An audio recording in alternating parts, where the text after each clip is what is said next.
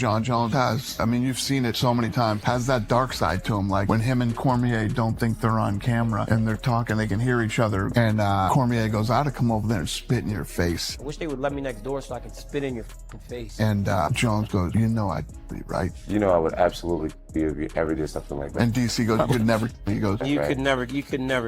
Daniel, if you ever spit in my face. I would literally be if you spit in my face. You look at Jon Jones, and there's another Jon Jones one where he's like all happy. What was like one moment where you really pissed Dana off? UFC 151, and he refusing to fight Chael Sonnen. He just didn't see the logic in it. What happened though? It was Dan Henderson I was supposed to fight, and canceled the fight. He got injured. He was supposed to fight Chael Sonnen instead. And Dan Henderson and Chael were really good friends, and I just assumed that they were in cahoots. And I didn't want to put myself in any type of disadvantage by taking a fight last minute. Despite how above people perceived that I was, I ended up getting the coach against Chael Sonnen, the Ultimate Fighter, and then fighting him, and it was fucking amazing. What do you think Jon would do in the next couple of months that would make me trust putting him on the White House card? I would not trust him, but I would like to see him fight Aspinall on that card. If I had to make odds, it's 1,000,000,000 that I put Jon Jones on the White House card. You said Jon Jones called you. Well, it wasn't a conversation. He reached out to me and apologized, saying, listen, sorry how this all played out or whatever. You know, I want to fight at the White House. I'm serious about that. Has that changed your view? No. No, not at all. No. So there's no chance he's going to be. No, I appreciate him reaching out and doing that, but I need people I can count on for this fight, and I know who they are. I don't think Jon Jones would have been the holdup on this fight as opposed to he was in the Tom Aspinall negotiations, right? In the Tom Aspinall negotiations, Jon Jones was the one that said, I need this dollar figure, make it right, and I'll fight. Then they did, and then he didn't fight, right? He was the holdup. Tom was not the holdup. Yep. In this current iteration, in this White House fight, potentially against Alex Pereira, I don't think Jon Jones would be the one that would be holding up ceremony, right? It was the UFC, right? They have other options, right? Hey, we're going to do maybe Conor McGregor, maybe Ilia Topuria. All these other options are on the table. Dana White.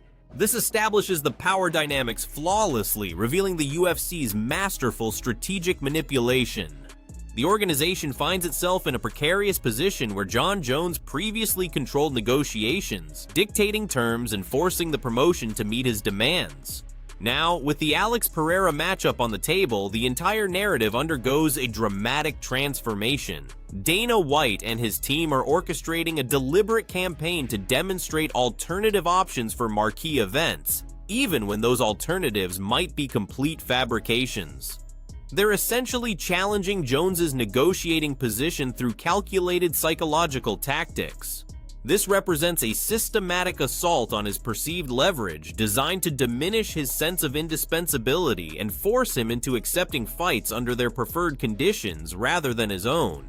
The strategy transcends mere business dealings, evolving into sophisticated mental warfare intended to reassert organizational dominance over their most prominent athlete and remind everyone who ultimately controls the landscape. Want to call him, now all of a sudden, you're in the scenario that I've been predicting since December, where you got to break glass in case of emergency, and you call Jon Jones. I don't think he's the holdup anymore, so I'm pretty hopeful that he will fight Alex Pereira. There's only one potential holdup, and that's the UFC. Right, and it's not Jon this time. No. Yeah. And he ain't getting $30 million for this, in my opinion. He blew it last time. But it's fine. Honestly, I think it's one of those where he's like, I think he's at peace with that. I think they'll do right by him. I think they'll pay him very well. I think he'll do very well. Dana White's personal frustration with Jon Jones erupts into the open, exposing the raw tensions that have been building for years beneath the surface. This isn't merely about canceled fights or scheduling complications, but represents a fundamental power struggle between the promotion and its biggest draw. White feels that Jones has repeatedly held the organization hostage, forcing lengthy negotiations and bending the UFC to his will on multiple occasions. Now facing an emergency situation for the White House card, they're transforming their desperation into a weapon against Jones himself. Denying his requested $30 million payday transcends financial considerations, becoming a calculated statement of authority. The UFC is declaring that despite needing him, despite being cornered, Jones must now operate within their framework. His previous negotiating tactics and problematic contract discussions have consequences, and they're delivering that message in the most direct way possible by demonstrating who truly holds the power in this relationship. Millions of dollars, no problem. I don't know if it's going to be 30. I think the only potential holdup is the UFC. They don't have a better option. And I'm not even suggesting that this is a bad option. This is an amazing option. There's no better. It checks off all the boxes. It's everything that you would want in this White House main event. John seems to be very, very happy to do this. He seems to want to do it. He seems to be motivated to do it. He's an American. There's history at stake. It feels like the greatest no-brainer. It feels like the fight to make. GC, agree or disagree? Yeah, 100%. Despite all the posturing and strategic maneuvering, the inescapable reality remains that they have no superior alternative to John Jones for this monumental event. This creates a fascinating paradox that's captivating to observe unfold in real time.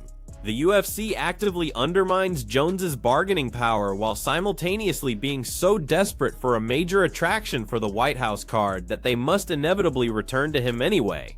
He represents the perfect option, satisfying every requirement precisely because of his unparalleled status. You cannot replicate his combination of accomplishments, recognition, and gravitas. He stands as the undisputed greatest of all time in many fans' minds, an authentic American icon who brings extraordinary history and significance to any event he graces.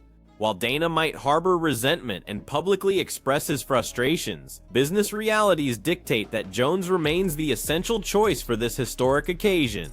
The only difference now lies in the promotion's more aggressive approach to controlling terms, though they still cannot escape their fundamental dependence on him. The desires of this administration and the UFC as well to have an American, you know, he's no longer champion, but he's one of the greatest, longest reigning champions we've ever seen in the UFC. He would be a massive favorite in this matchup against Alex Pereira. And then the B side of it, you're getting Alex Pereira, who is one of the hottest stars in the entire sport. This feels like big business. This feels like the main event of the White House card. This feels like something that you could put on CBS potentially as well. Is there a better option? Can I ask a different question? Yes. Is there... Jones isn't simply one possibility among many potential candidates, but rather the singular, irreplaceable choice for this unprecedented event. He embodies everything the UFC and White House administration desire for this historic occasion: an American superstar with widespread mainstream appeal, a legendary athlete whose achievements speak volumes, and someone who would enter as a heavy favorite against the surging Alex Pereira, creating compelling promotional narratives. This transcends a typical fight arrangement, representing a spectacle that extends far beyond standard pay-per-view offerings into the realm of cultural significance. The speakers emphasize that no other option approaches this level of logic and appeal. While Dana White may publicly display frustration or attempt strategic moves to diminish Jones's leverage, there exists a clear ceiling to how much they can devalue him because their need exceeds their willingness to acknowledge it, keeping Jones as the ultimate advantage in these high-stakes negotiations. Conor McGregor potentially fighting in July and targeting that area. Is there another option? Or is this the option and that's why the only other option that features an American would be Gaethje versus Ilya. Ilya was on the table? Ilya was on with Aiden Ross. He said that that's not being discussed, and I can confirm that's not being discussed at this time. Oh boy, like, they're not talking to him about that. So then this feels like you better go all in, right? I mean, John Jones. The truth is, what do you really even need for the White House card? Like The stark truth emerges with undeniable clarity when all promotional rhetoric and strategic positioning get stripped away. Does the UFC have another viable option? The answer is effectively negative, particularly for the White House card with its American demographic focus and compressed timeline. Gane versus Topuria won't materialize on this schedule, while Conor McGregor likely targets a completely different time frame later in the year. This crystallizes John Jones's unique and absolutely indispensable position for this specific event in ways that cannot be disputed. The UFC's efforts to erode his negotiating power might be genuine, their frustration authentic, but they remain simultaneously trapped in a corner where delivering him becomes essential for the card's success. Both parties understand the intricate dance of mutual dependency, recognizing the leverage each possesses, while the UFC gambles on Jones's desire for legacy and one final historic moment, potentially motivating him to accept less favorable terms than he might have previously commanded. I think the casual sports fan is going to hear UFC fight at the White House and be like, all right, I'll watch that because the draw is the venue, the draw is the location. I don't think that you're going, like, this thing that you're going to get 6 6 title fights, or this thing that you're going to get like 6. You're not going to get that. You're going to get maybe 6, 7.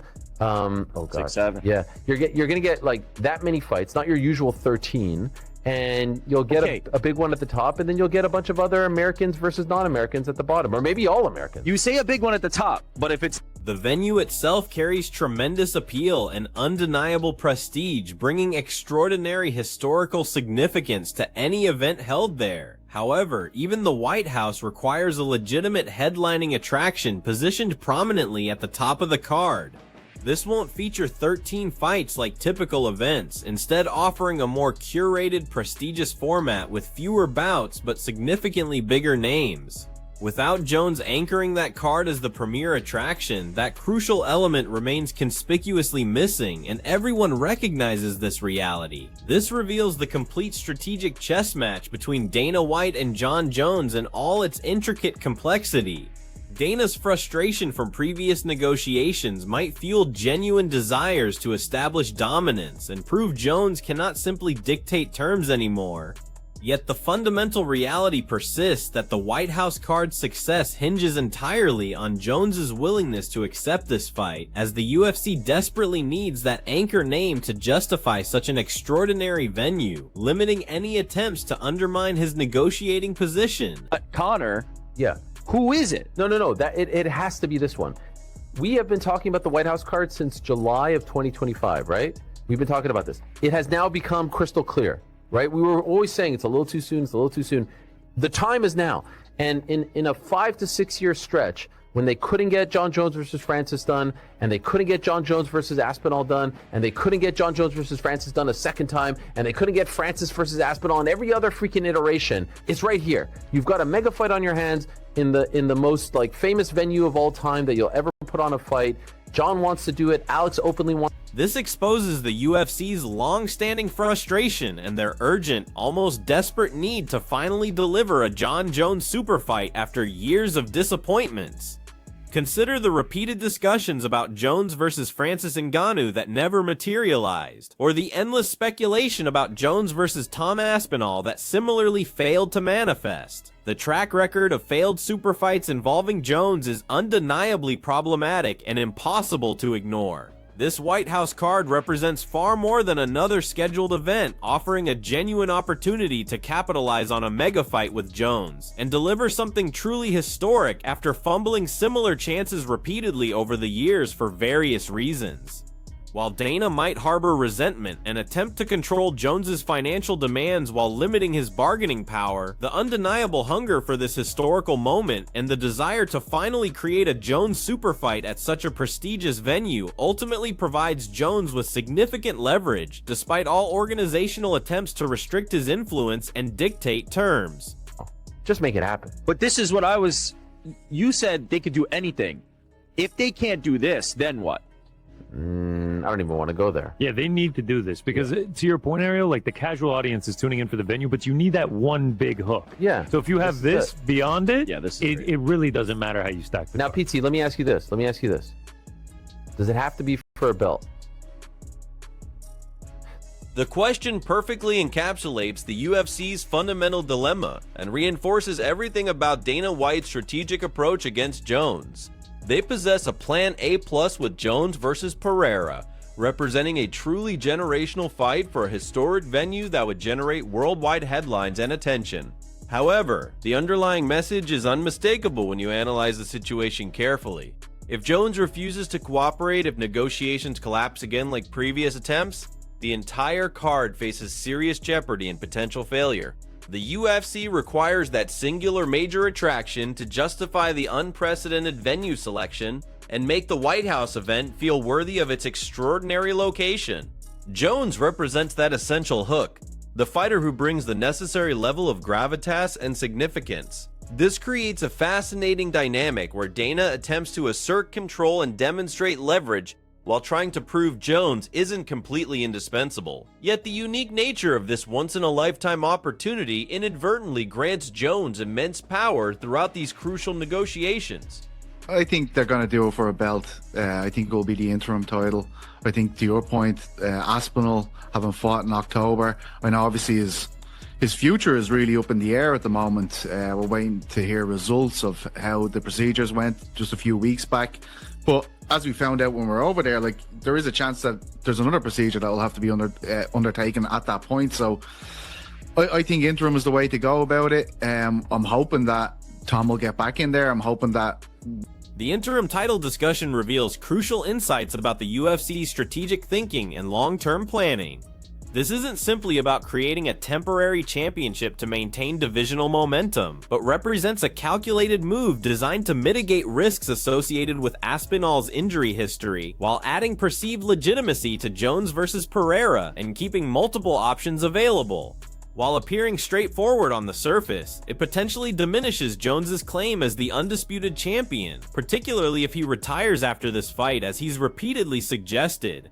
This constitutes another subtle attack on Jones, another method of compelling him to fight without the complete undisputed heavyweight title at stake, potentially for reduced compensation compared to what he'd command for a true championship unification, disguised as an interim solution that better serves the UFC's scheduling requirements and promotional objectives.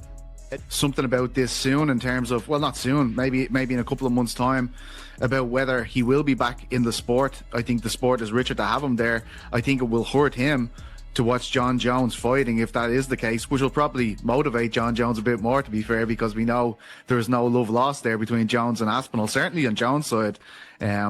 We know he's just kind of said Tom's an asshole in the past and things like that, so I don't think he'd mind getting one over on him.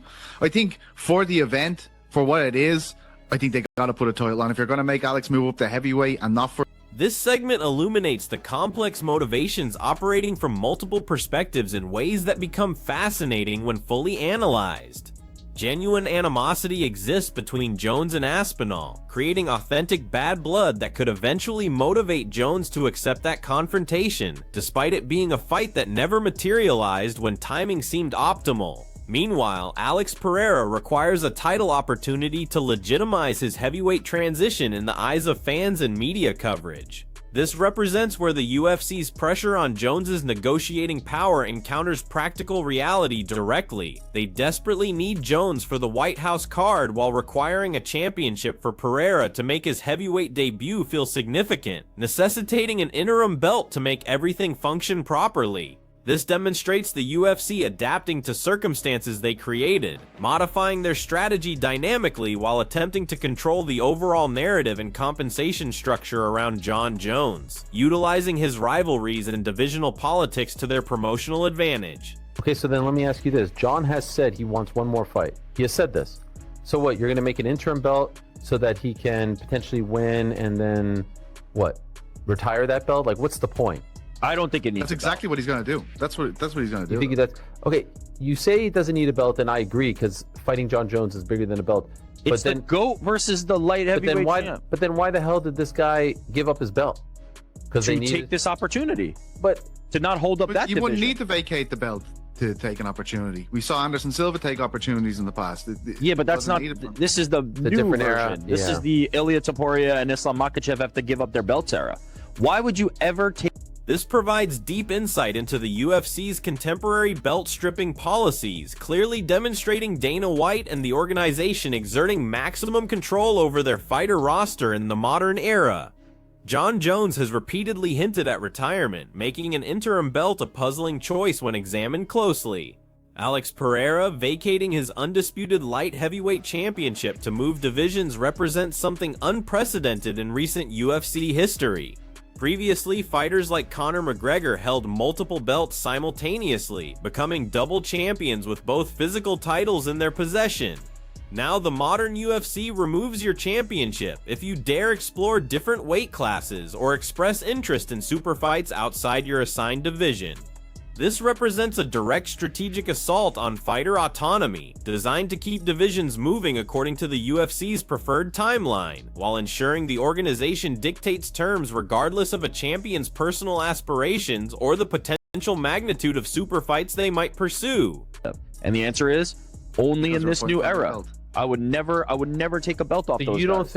You don't think Paulo Costa, you don't think Alex Pereira vacating his title is an indication that he is fighting for a belt of some I kind? would think it is, but I don't think it needs to. I'm saying I don't care either way. The same way when everybody's talking about Ilya versus Islam, I don't think a belt needs to be on the line for that either. I think some fights are big enough to have. But the speaker poses this question with perfect timing and obvious frustration in their tone. Why would anyone strip belts from dominant champions like Ilya Topuria or Islam Makhachev, who haven't lost and continue defending their titles successfully? The answer, as the speaker's tone implies, is simply because this reflects the new operational era of the UFC. Alex Pereira vacating his championship clearly signals his intention to compete for heavyweight gold, but the underlying tension remains glaringly obvious since the UFC forced that decision through their restrictive policies. This demonstrates Dana White and the promotion's iron-fisted control over championship status, believing that certain fights like Jones versus Pereira possess enough inherent appeal that championship shouldn't be necessary for promotional purposes, yet they continue pushing interim titles and stripping champions anyway, illustrating the push and pull dynamic where the UFC dictates terms regardless of what makes logical sense for the sport. For the president, for their friends there, for John Jones, and for Alex, they'll just make an. But then they get into that situation you just said. John walks out the door again. I think everything is about June 14th. Yeah, for them. they will slap anything on it. Think about it as well. Through the first three pay-per-views of the Paramount era, we've gotten one actual undisputed title fight. Hey, by the way, just make up a belt. It's not the first time. Just make up a fucking belt. The red, white, and blue belt. Heavyweight. Who cares? Make up a belt. I like that, Chief. Yeah, there you go. Okay, America belt. America 250. Get Dana on the blower and let's figure this out. Red, white, and blue. The bald eagle belt. Something. You know, now we're like imagine Alex wins it. John the American loses and Alex is walking around with the red, white, and blue. That desperate suggestion reveals the UFC's true position in this entire situation in ways that are honestly remarkable to witness. They absolutely need a title contested for the White House card, considering it non-negotiable for promotional purposes. And if they cannot secure an undisputed championship with Jones, they'll manufacture anything to fill that void. A red, white, and blue eagle belt isn't about sporting integrity or championship heritage, but purely about commercial branding and satisfying the perceived requirements of the White House event, creating something visually prestigious for media coverage. This represents the ultimate manipulation in Dana White's ongoing campaign to control Jones's negotiating power. They're prepared for extreme measures, even fabricating championships from nothing to secure their required main event, showcasing their absolute dominance over promotional narratives and the perceived value of their titles, even when it means diluting what championships actually represent in the process. So just saying, like to Rick's point earlier about Islam and Ilya, the reasons why they gave up the belt was to fight for another one. You know, like I think that's the indicator. But they could have kept it and fought for another one like we've seen in the past. Conor McGregor did that. Everybody who did double champ did that. They could have held that belt. There was no reason to take it off him. But if his intentions weren't to... That's the UFC's decision. Like that is that's my point. That's why when you ask, you know, why did they have to take Alex's belt? They don't, but this is the modern UFC. This is what they do. When you want to change weight classes, we're going to take your belt. Go do something else. That's fine. This commentary emphasizes a stark contrast that cannot be overlooked between different eras of UFC championship policies and fighter treatment. Conor McGregor accomplished that feat, holding 2 belts simultaneously, just like everyone who achieved double champion status in previous years. It represented a badge of honor and recognition of exceptional achievement. Historically, multi-divisional champions retained their championships, earning the right to be double champions with both physical belts in their possession. However, this represents the modern UFC under Dana White's leadership, where policy dictates stripping championships the moment you express interest in different weight classes or pursue super fights outside your assigned division. This constitutes a direct, systematic approach against fighters' abilities to pursue ambitious, legacy-defining super fights without penalties or consequences. It forces champions to choose between title defense and legacy opportunities, ensuring divisions maintain momentum according to the UFC's promotional schedule while retaining maximum organizational control over fight card structure and championship lineage, preventing individual fighters from monopolizing multiple divisions even when it diminishes their personal legacy. John, at the tail end? Yeah, I'm maybe controversially, I don't think head-to-head wins are the be-all, end-all of, you know, greatest of all time conversation. I still think Chris Cyborg is the greatest female fighter of all time, even despite a loss to Amanda Nunes. Yeah. John's resume is just too good, and for Alex Pereira to beat him in the twilight of his career in his very last fight, to me, is not as significant as the body of work John has put in. But if he beats John, and then, dare I say, Tom Aspinall comes back and he beats him too, now I'm ready to have the conversation about somebody being better than John Jones.